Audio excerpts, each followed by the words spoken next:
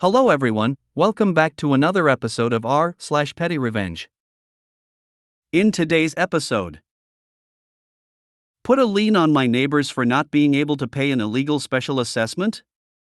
I'll put a lien on your $20 million mansion. Lay me off right before Christmas? I'll sabotage your replacement for me. Throw food at my car? Enjoy deep cleaning your interior. I turned hate mail into a sticker for nonprofit.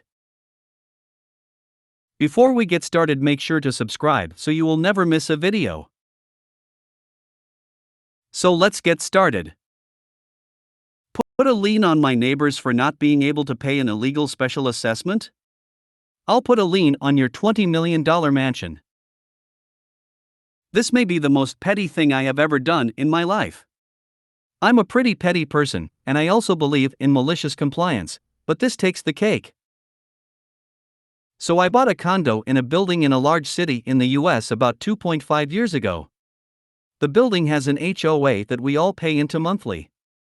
Since I've lived here, the building has rapidly deteriorated and we have all hired an attorney for a class action style lawsuit. I'm talking broken elevators, broken rooftop AC units, the pool was empty for 4 months during the summer, etc. The people in the building are great though, and we are a friendly bunch. Last year, I took the HOA to small claims court because they failed to provide financial documents that show us how our fees are being spent. As this is a legal requirement for all HOAs in my state, I won the case and was awarded the $30 filing fee plus $1, symbolic. I sued for documents, not money. The fact that they can't provide the docs as they are legally required to do is a separate issue among others, including possible criming that we've hired the attorneys for. I have asked the HOA to pay the $31 to me, and the president of the HOA wants to either meet me somewhere private to give it to me, or he wants to mail me a satisfaction of judgment form, have me sign it, and mail it back to him, and then he will mail me a check. No to both. 3 days after I won the case, the HOA announced that they were going to charge us all a special assessment of about $1,000 each and an increase in our monthly dues of 10%. In my state, a membership vote gets triggered if you charge a special assessment that brings the building more than 5% its yearly income, which means 51% of the owners must approve of the assessment for it to take effect. As this $$ is about 20% of our yearly income, a vote should have taken place. When we asked about this vote, the HOA said that it was being made under an emergency clause, which means that the membership vote doesn't have to take place. The emergency? Fixing the elevator that broke on December 24, 2021. The spirit of the emergency clause is for things like fire, earthquake, flood, etc., not a broken elevator that has been broken for a year already. When there was understandable pushback, the HOA sent out a little email stating that anyone who didn't pay the assessment would have a lien put on their unit. The liens came down yesterday to those that couldn't pay $1,000 on short notice. Our attorneys told us that even though the money is in dispute, we still have to pay it, and I did pay mine, but we also have a lot of retirees/lower income people in the building. The HOA president's house is currently on the market for $20 million. I just got back from the courthouse where I filed a $31 lien against it for $140, clouding its title. It's a matter of principle, not money. Now the title can't change hands until he pays me my $31, and I am perfectly within my rights to collect on a judgment owed. Edit: I will for sure keep you guys updated after the attorneys do their thing. That might be a story for PettyRevenge though. Edit 2, some confusion here. I initially filed the small claim with the HOA as defendant. The small claim judge determined that was incorrect and said I should sue the individual as the president of the HOA and made me amend the case. Therefore, the defendant in the whole case was the one individual person, and therefore he is responsible for the $31, and I can exercise my right to put a lien on his home in my effort to collect. I can only put a lien against the defendant, and the defendant is a person. I cannot put a lien against the HOA because they were not the defendant in the case. The courts already determined that the person owes me money. I don't need to continue to argue a case Eve already won. Lay me off right before Christmas? I'll sabotage your replacement for me. Read a story on here about getting revenge on a previous employer, and it reminded me of a shop I worked at. I was an automotive technician for a decade. Went to college for a major automotive manufacturer, learning specifically on their models. But it got boring quick. I love off-roading, so after graduating I found what I thought would be an awesome job at a local off-road shop. The company had been in business for a long time, and was kind of known in my city as the place to go for Jeep and off-road upgrade and repairs. I was initially hired as a shop helper, with the understanding that I would learn some of the more difficult things like welding, installing gears and other more niche skills. The shop was owned by a very religious man. When I interviewed, he went on and on about his faith, his work through his church with charities and on mission, and how pure he was, having never drank in his life and rarely cursed.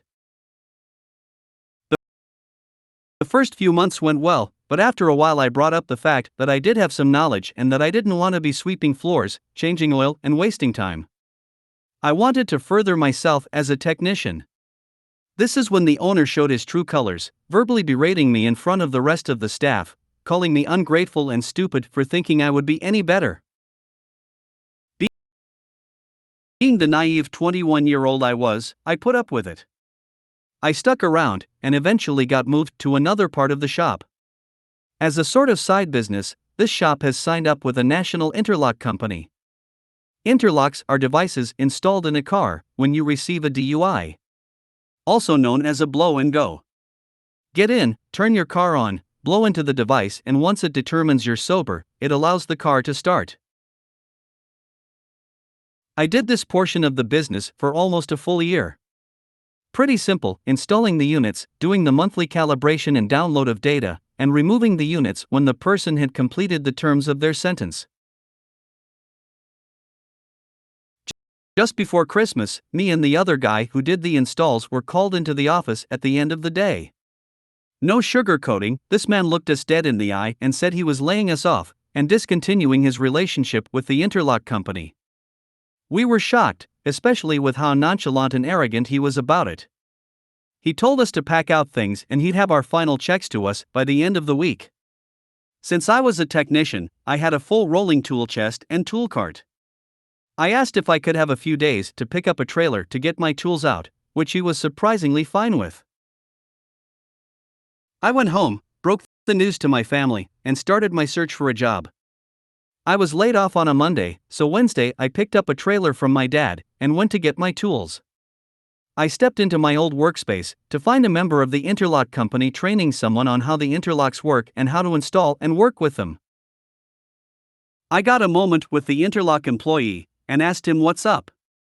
He said the owner laid us off and replaced us both with a single person. I went about my business, loaded all my stuff, then went in to collect my final check. I stewed over it the entire time I was loading my stuff. Surprisingly, the new guy came over to see what I was doing. We talked about the job and the installs. Then, an idea popped into my head. Nonchalantly, I asked the guy what he'd been hired at, wage-wise.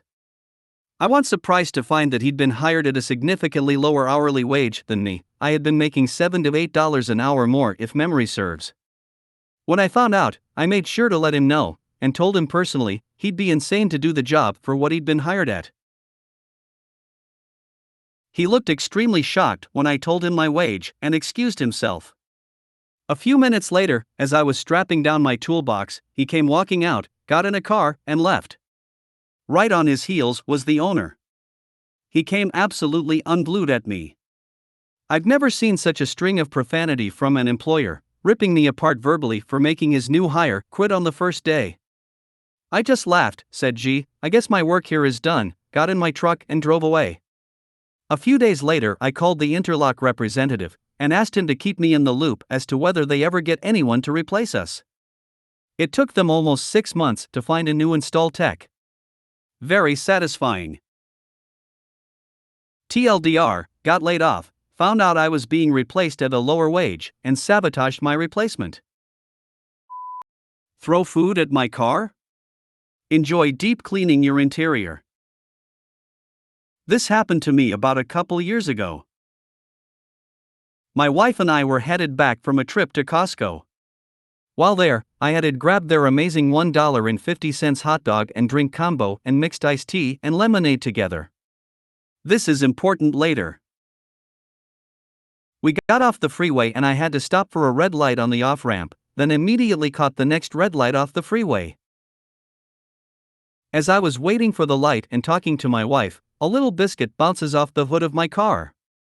I look to my left, and there is a guy in a pickup with his window rolled down, throwing biscuits out of a bag at my car. I roll down my window and ask WTF. He says I made him brake hard at the light before, and I should have just driven through. I said the light was red, moron, that's how sh*T works. I'm sure not running a red light because some dumbass isn't paying attention. He throws another biscuit at my car. So I grab my drink.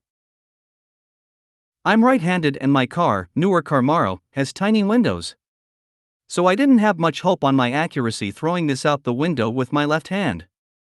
And this was obviously a work truck. Really doubtful he'd care if he got a drink on the outside of this truck. But I put my faith in the Most High and threw that drink. He watched it fly through the air totally nonplussed, until it went right through his passenger window and exploded inside his truck. Luke Skywalker didn't feel as accomplished making that shot though the exhaust port as I did seeing an Arnold Palmer erupt all over his cloth seats. He immediately started searching his truck for something else to throw and I floored it, laughing as loudly as I could out my window. I turned hate mail into a sticker for nonprofit. I work at a Midwestern newspaper and write a weekly column about life.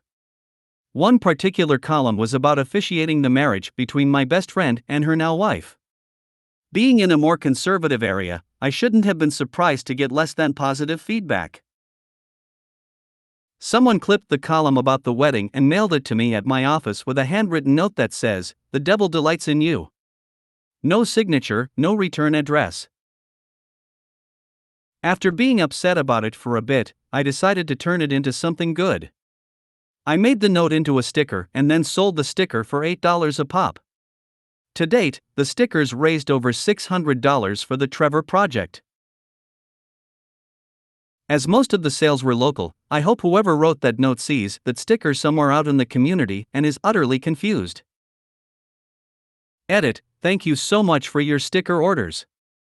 I'm currently all sold out of the cutout style, but have several rectangle-shaped stickers for sale. Please see the comments for the link. Edit 2, ordered more stickers. I've refreshed the Etsy page with 30 more stickers. These are the cutout style stickers.